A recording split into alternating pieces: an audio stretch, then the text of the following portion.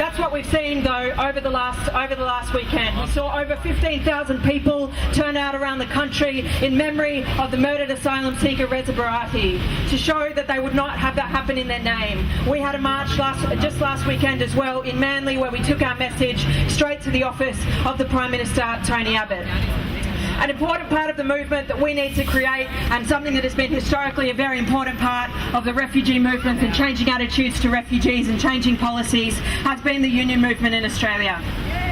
And today we have here Paul McALEER from the Maritime Union of Australia, a union that is proudly committed to defending the rights of refugees and opposing the policies that led to what we saw on Manus Island. So everybody welcome Paul. Thanks very much, comrades and friends. Firstly, I'd like to acknowledge the traditional owners of the land we now meet upon, the Gadigal people of the Eora Nation, and pay respects to the elders past and present. The first people of this land were the first receivers of illegal immigrants and an occupying force, and unfortunately, they didn't stop the boats.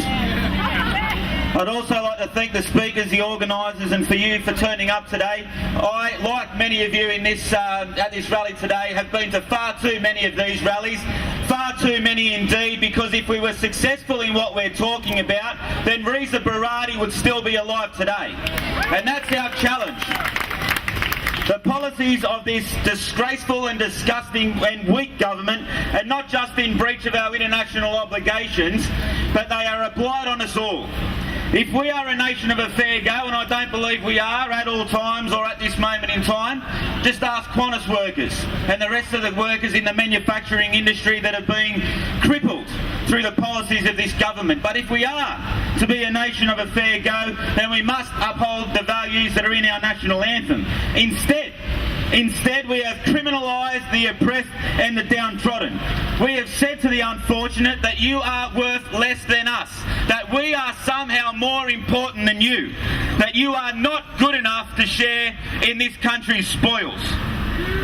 These people have been brutalised by their own regimes, by violent thugs, by religious extremists, the same people our soldiers are fighting and dying in many instances for, and they have been devalued, dehumanised and swept under the carpet for political expedience and for political popularity contests, and it's a disgrace, and it will be to their everlasting shame. We must ask ourselves whether Reza Barati was a human being, and if he was, then we must support every single activity that seeks to destroy this evil regime. If Reza Barati deserved pain and suffering, then we should say, Scott Morrison, stay. If we believe that refugees and asylum seekers deserve the punishment and the brutality that they are experiencing, then we need to keep this Liberal and National Party in government. But we say more than that.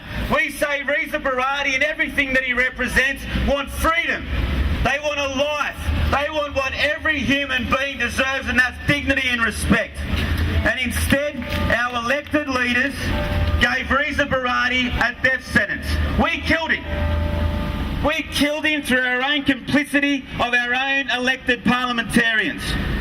This lying government and this miserable excuse for a human being, Tony Abbott, Scott Morrison and all of the other weak, gutless thugs that exist on the back of us, have lessened the value of human life. Now, we have fought for decades in the trade union movement, in the progressive movement, in the social justice organisations to actually improve and increase the value of human life. What they have done has ransacked our principles of mateship. You know, everywhere on those racist shirts, across all of the cultural platforms, we hear about mateship. Mateship this, mateship that. The great Australian dream is mateship. Well, what is mateship? Mateship is looking after your mates. Mateship would never allow this to happen. My mates, and I know that your mates, are in those camps. Our mates are fleeing oppression and brutality and seeking a better life. They're my mates, they're our mates, and I need to do more and we need to do more to ensure our mates are all right.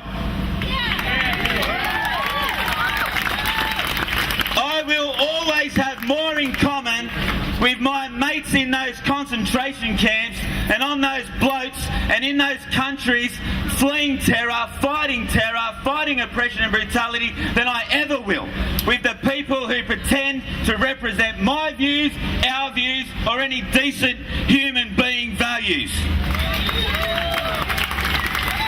We know only because of the brave actions of those people who are exposing this, the workers on those islands who have come out and showcased and shined a real spotlight on what's occurring, people like Lee Rhiannon who's speaking here today, people like Ian Rintoul and the Refugee Action Collective or the Coalition, people who have been for years dedicating the great part of their lives to ensuring that we are exposed to the truth and not to the lies and deceit of our parliamentarians and the weak, gutless media who tell us every night at 6 o'clock and in those filthy newspapers only to sell advertisements that somehow these people are the enemy. They're not the enemy. They never will be the enemy. The people who are allowing them in the camps are our enemies.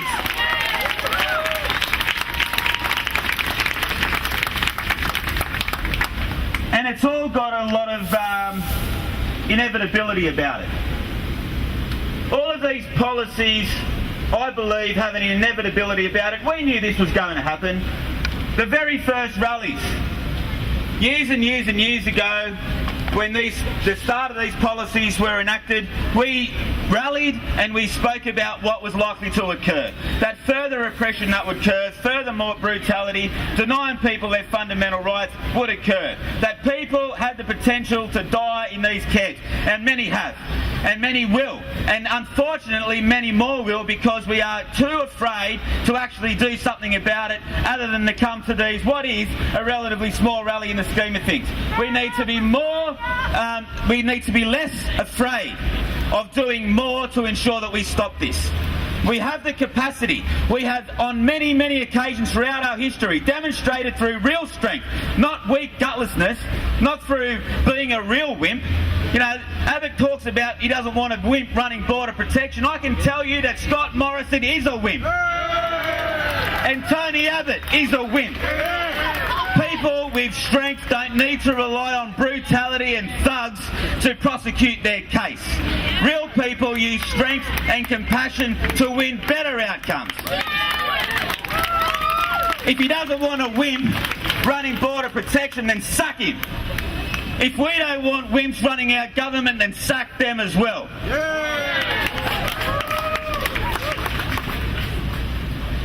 We need to understand the responsibility and challenge that comes with this enormous struggle that we're engaged in right now. This is a working class issue that working class people and working class organisations need to prosecute. We need to defend it, we need to strengthen it, we need to advance it.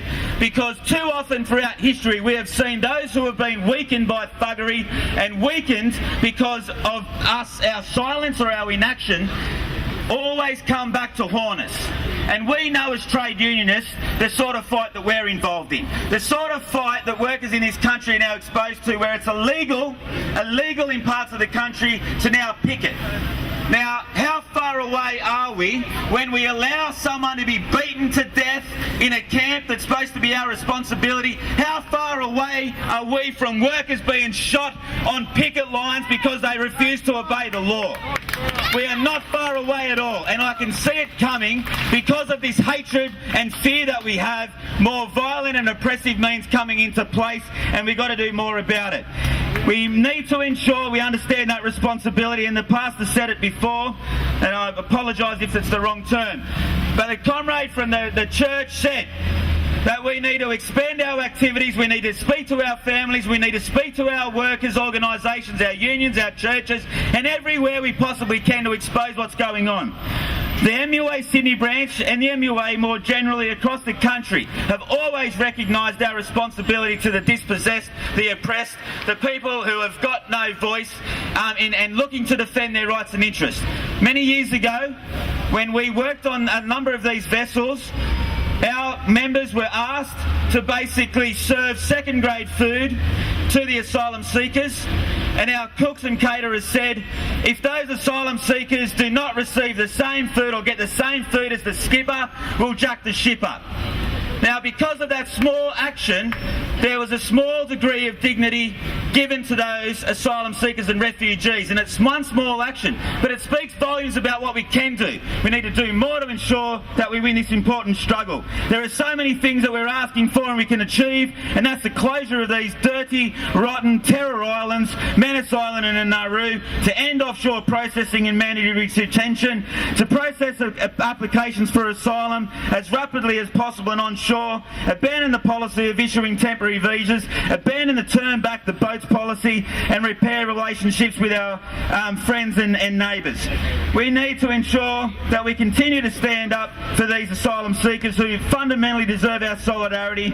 We will continue in the MUA to stand up for them. We'll stand with you, and we'll stand with anyone who seeks to overturn this disgusting regime of brutality. Thank you.